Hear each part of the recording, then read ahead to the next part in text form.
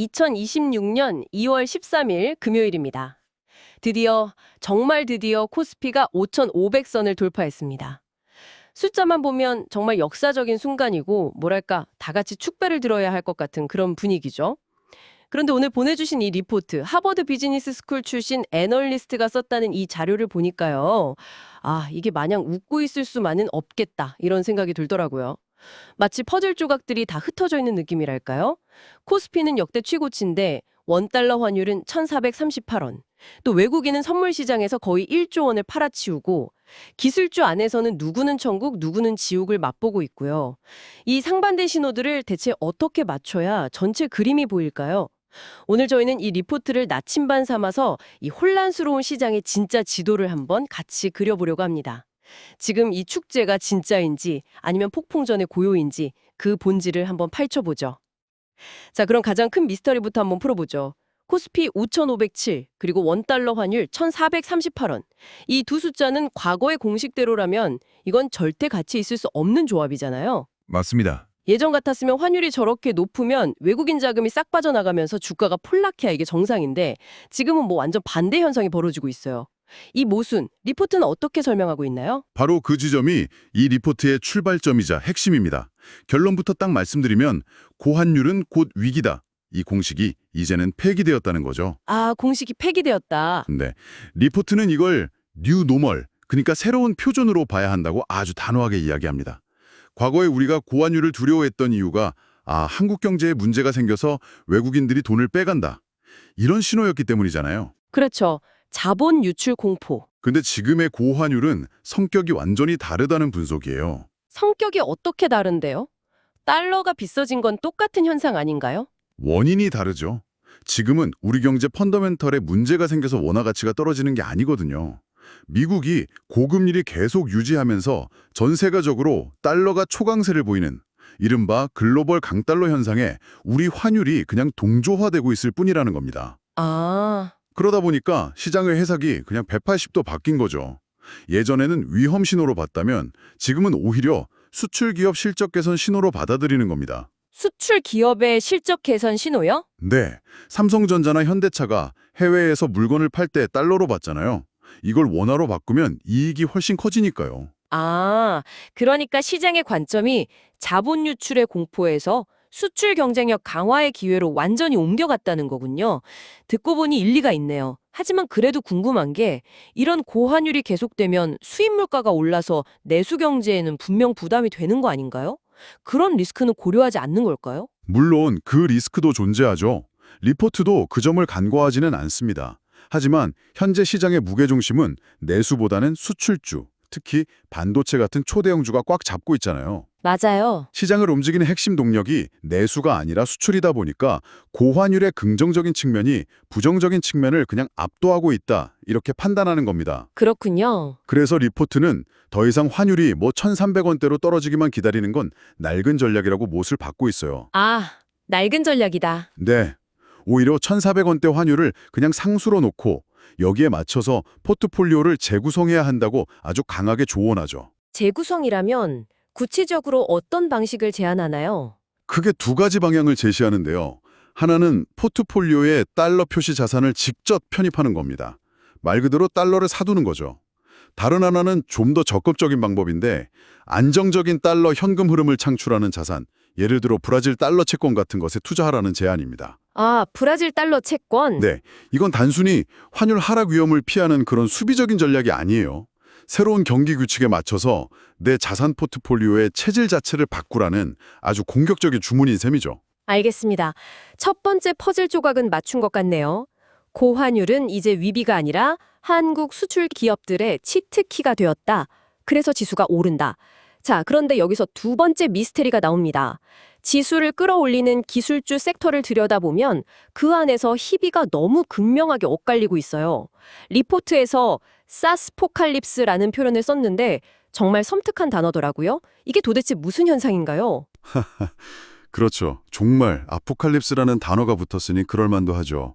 그만큼 소프트웨어 업계에 충격적인 변화가 일어나고 있다는 뜻입니다. AI 산업의 헤게모니, 즉 주도권이 소프트웨어에서 하드웨어로 완전히 넘어왔다는 선언이에요. 주도권이 넘어왔다. 네, 불과 몇 년 전까지만 해도 시장의 스타는 혁신적인 서비스를 만드는 세스 기업들이었잖아요. 맞아요.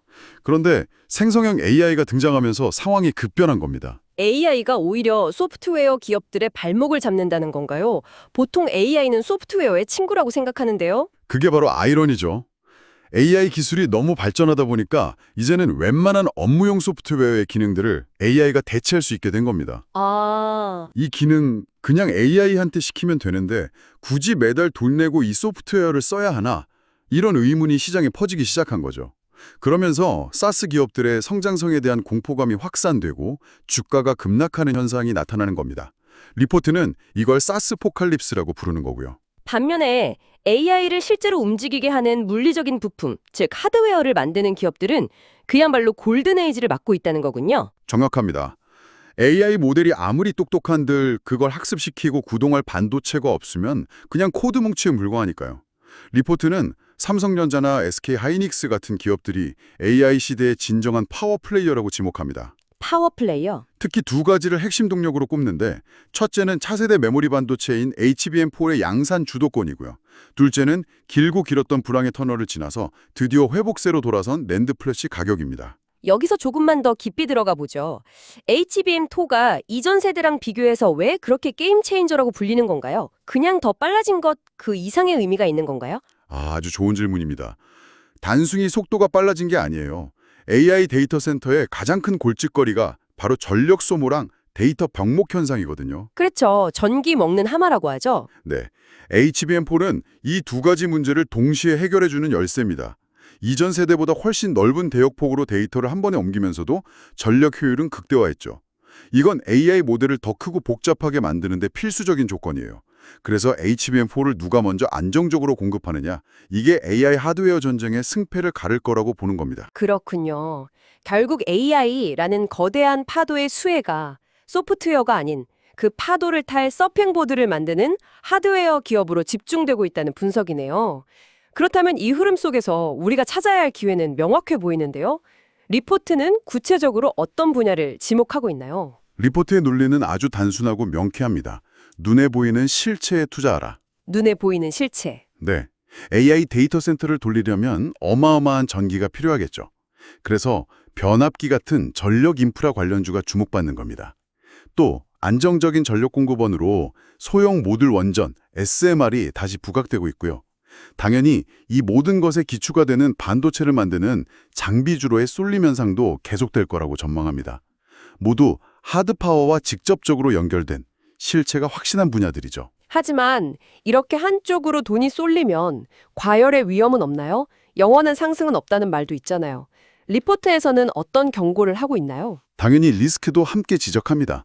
가장 경계하는 건 하반기에 나타날 수 있는 오버부킹 가능성입니다. 오버부킹이요? 네, 너도 나도 반도체를 주문하다 보니까 실제 필요한 양보다 주문이 과도하게 들어갔을 수 있다는 우려죠. 만약 이게 현실이 되면 갑자기 재고 문제가 터지면서 업황이 급격하게 꺾일 수 있습니다. 또 더 장기적으로는 2020년 이후에는 지금의 이 거대한 상승 사이클이 정점을 찍고 내려올 수 있다는 신호도 포착되고 있으니 항상 출구 전략을 고민해야 한다고 경고합니다. 자, 그럼 세 번째 퍼즐 조각으로 넘어가 보겠습니다. 시장의 큰 그림이 하드웨어 중심으로 재편되고 있다는 건 알겠는데 시장의 큰 손인 외국인들은 이걸 어떻게 보고 있을까요?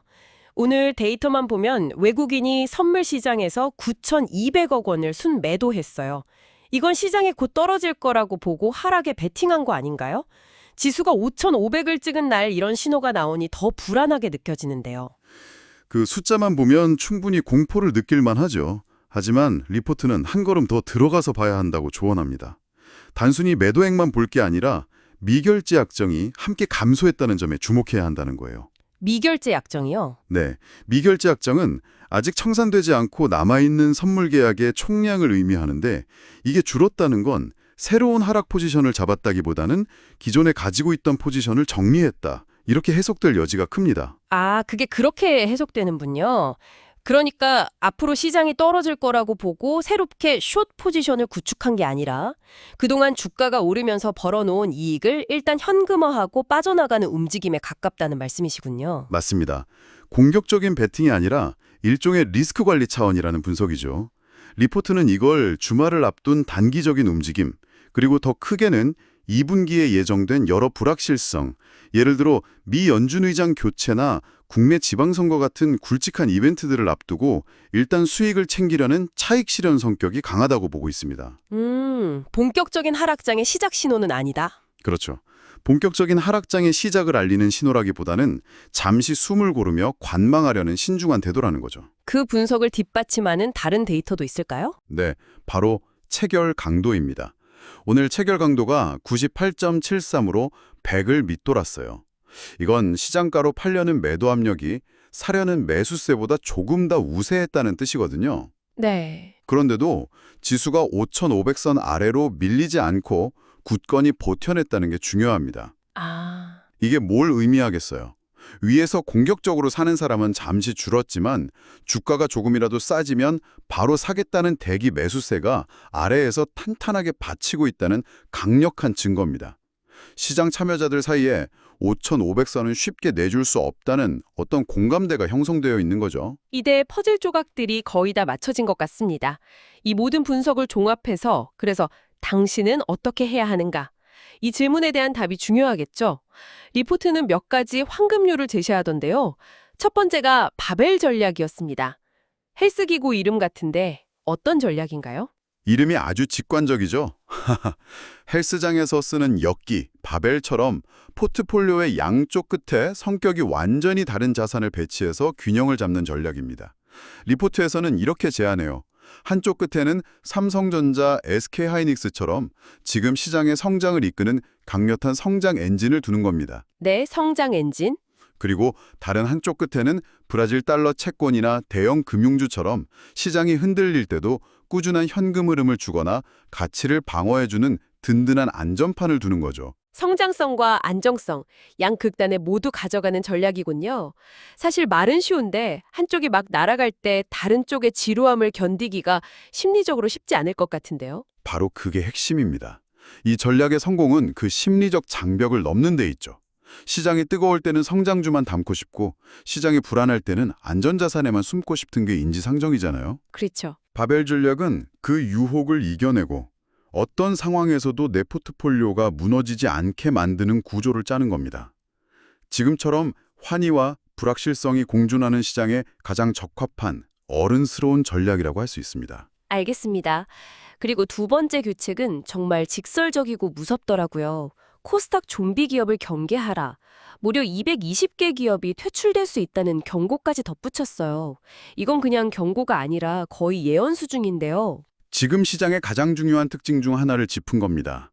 정부가 기업 밸류업 프로그램을 추진하면서 동시에 부실 기업을 적극적으로 정리하는 정책을 펴고 있거든요. 아, 맞아요. 이제는 과거처럼 유동성이 넘쳐서 실적이 나빠도 테마 하나로 주가가 오르는 시대는 끝났다는 선언입니다.